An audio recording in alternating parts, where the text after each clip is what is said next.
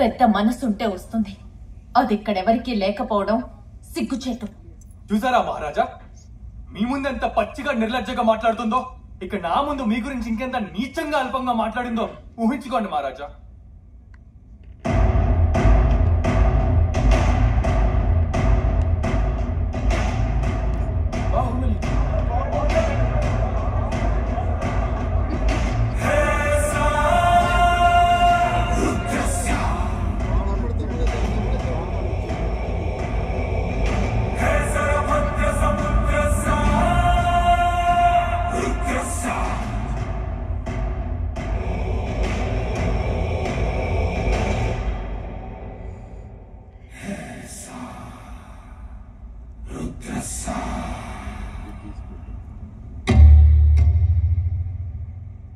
అసలేం జరిగిందో నువ్వు చెప్పు సేతుపతి.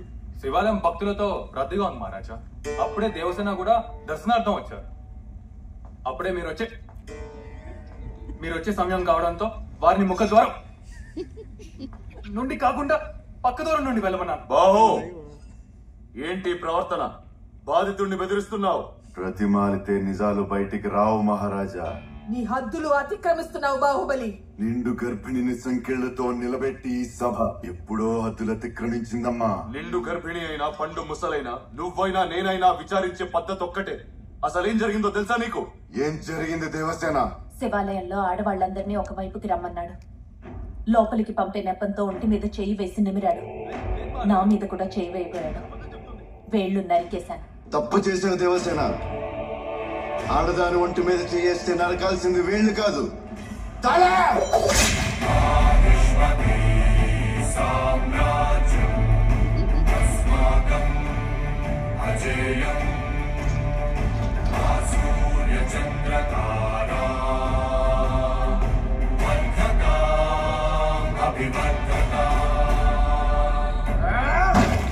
బాహుబలి, ఎంత ధైర్యం ఉంటే నా